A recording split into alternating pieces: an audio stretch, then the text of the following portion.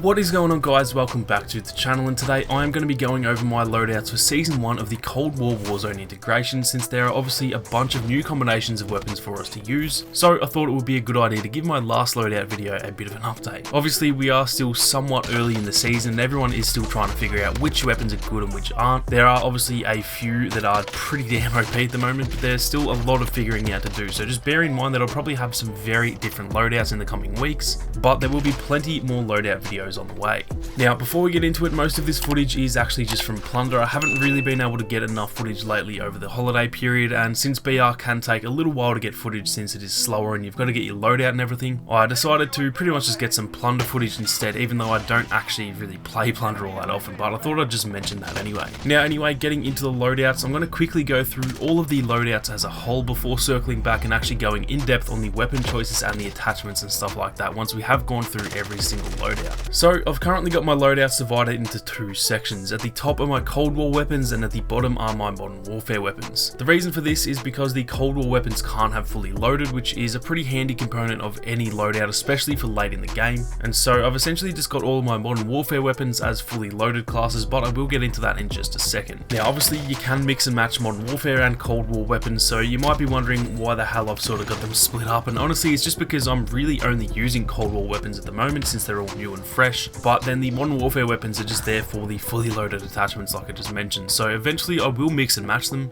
but at the moment I'm just using Cold War stuff for a bit of a change up. Every single class, including both the Modern Warfare classes and the Cold War classes, have got the exact same perks, lethals and tacticals, other than the bottom three having Ghost rather than Overkill. For the first 7 loadouts that you can see, I run EOD in the first slot just to protect against explosives, stopping them from being a one-hit kill, as that can be very frustrating to just instantly die from an RPG and stuff like that. For the second slot, I run Overkill in these classes, obviously just allowing me to run 2 primary weapons. For the third slot, I run Amped, which just gives you a faster weapon swap, and although it sounds a little bit pointless if you don't run it, this is probably one of the main perks that I cannot live without, because if you run out of ammo with your main weapon, or maybe you just need your other weapon for whatever reason, this can help out massively in a pinch and it saves more time than you'd ever imagine. Now for the lethals, I used to swear by C4s, and essentially since launch they were all I ever used, but after they nerfed the throw distance they have become not quite as useful, really only being useful for vehicles at this point, so currently I'm running Thermite instead. Thermite can be thrown so much further, it deals constant damage, and it's also just annoying as hell when you get hit by one, as you really can't see much and it causes a bit of a panic. So I've been testing these out lately and they do seem to work pretty well, although C4 or Semtex are still a pretty good option as well.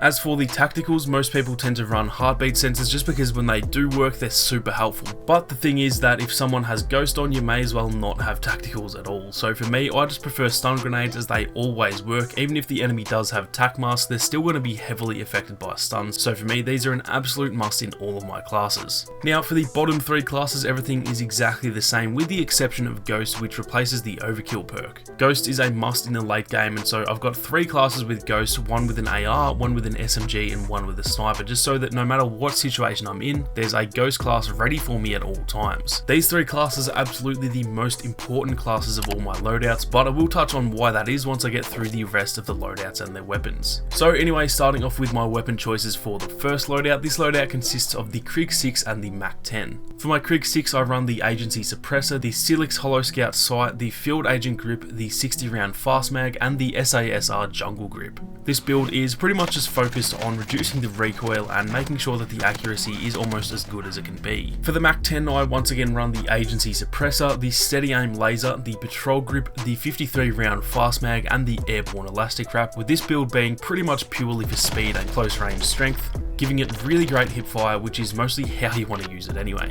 Moving on, we have the DMR and the AK-74U, with this one just being a bit of a random class really, mostly just for trying something new whenever I feel like it. For the DMR I run the Agency Suppressor, the 17.1 inch Strike Team Barrel, the Vision Tech 2x Sight, the Field Agent Foregrip and the 40 round mag, which will be replaced by the 40 round Speed Mag once I can unlock it. As for the AK-74U, this weapon can actually do really well at mid range, but I've built it out here purely for close quarters, running the GRU Suppressor, the No Stock Attachment, the Spetsnaz Grip, the 50 round Fast Mag and the Spetsnaz Field Grip as well. This is built similar to how I built the Mac 10, just for speed and strength in close quarters, but the hipfire isn't quite as good on this build as it is on the Mac 10.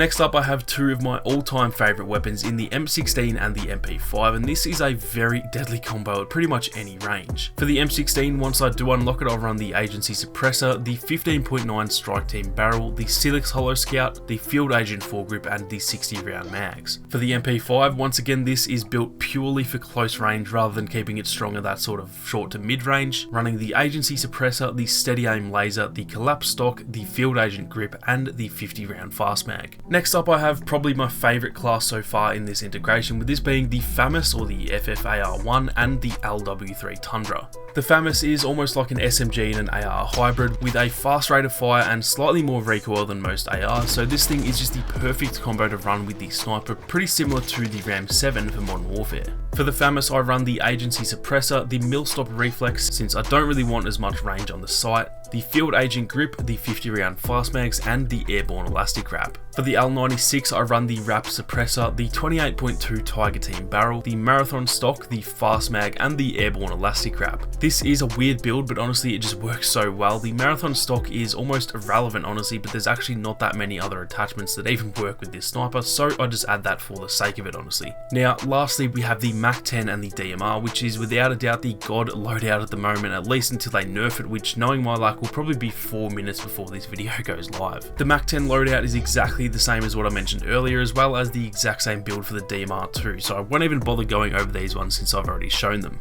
Now for the final 5 classes, these only have 3 weapons across them, being the MP5, the Kilo, and the SPR. I'm not going to go in depth on the builds, but I will show them on screen just in case. Now every single one of these weapons has fully loaded, as that's honestly the main point of all these classes. There's often times when maybe you've died and came back really needing some ammo, and in my experience it is better to be set up for every situation and barely use certain classes, rather than to use all of your classes but then be shit out of luck when you need a class that you don't have. The first class consists of the Kilo and the MP5 when I need 2 auto weapons. The second consists of the SPR and the Kilo again when I need a sniper and an AR with ammo. And then there is the Ghost MP5 class, the Ghost Sniper class, and the Ghost Kilo class. Now a little tip for you guys is that you can actually run a pistol as your secondary for these Ghost classes, and with that pistol you can use fully loaded, which gives you full SMG ammo. So for the MP5 class, my MP5 actually doesn't have fully loaded, yet I get full ammo from the pistol. And then for the Sniper and Kilo classes, I not only get full ammo for the main weapon, but I get full ammo for the SMG as well, which is an absolute lifesaver. This means if I come back from the gulag and can manage to find a ground SMG, then if a loadout drops at the end of the game, I can get my Ghost Kilo class, and all of a sudden I have 2 weapons with full ammo plus Ghost as well, or even if I already have my Overkill class but just need some ammo, then the same thing applies. I've got Ghost and full ammo again without having to worry. So these 3 Ghost classes are essentially just everything I could need in one, and that is why they are so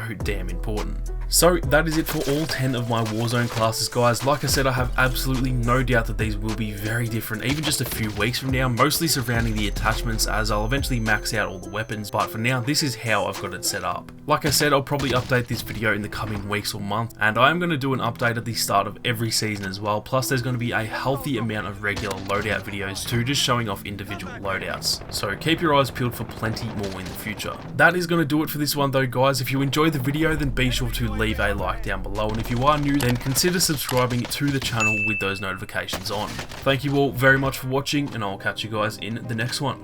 Peace.